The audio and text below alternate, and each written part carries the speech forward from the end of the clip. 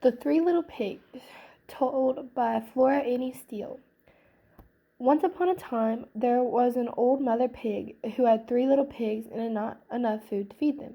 So when they were old enough, she sent them out into the world to seek their fortunes. The first little pig was very lazy and he didn't want to work at all, and he built his house out of straw. The second little pig worked a little bit harder, but he was somewhat lazy too. He built his house out of sticks. Then they sang and danced and played together the rest of the day. The third little pig worked hard all day and built his house with bricks. It was a sturdy house, complete with a fine fireplace and chimney. It looked like it could withstand the strongest winds. The next day a wolf happened to pass by the lane where three little pigs lived, and he saw the straw house and he smelled the pig inside. He thought the pig would make a mighty fine meal, and his mouth began to water. So he knocked on the door. Little pig, let me in, let me in." But the little pig saw the wolf's big paws through the keyhole, so he answered back, "No, no, no, not by the hairs of my chinny chin chin." Then the wolf showed his teeth and said, "Then I'll huff, and I'll puff, and I'll blow your house down." So he huffed, and he puffed, and he blew his house down. The wolf opened his jaws very wide and bit down as hard as he could, but the first little pig escaped and ran away to hide with the second little pig. The wolf continued down the lane, and he passed by the second house made of sticks. And he saw the house, and he smelled the pigs inside, and his mouth began to water as he thought about the fine dinner they would make. So he knocked on the door and said, little pigs, let me in, let me in." But the little pigs saw the wolf's pointy ears through the keyhole, so they answered back, "No, no, no, not by the hairs of our chinny chin chin." So the wolf showed his teeth and said, "Then I'll huff, and I'll puff, and I'll blow your house down." So he huffed, and he puffed, and he blew the house down.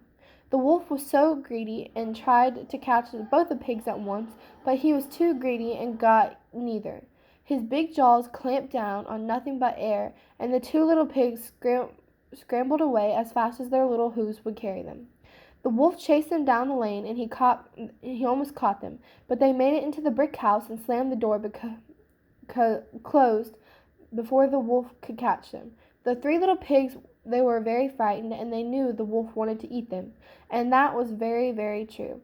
The wolf hadn't eaten all day, and he had worked up a large appetite chasing the pigs around, and now he could smell all three of them inside, and he knew that the three little pigs would make a lovely feast. So the wolf knocked on the door. Little pigs, let me in, let me in." But the little pigs saw the wolf's narrow eyes through the keyhole, so they answered back, "No, no, no, not by the hairs of our chinny chin chins." So the wolf showed his teeth and said, "Then I'll huff, and I'll puff, and I'll blow your house down."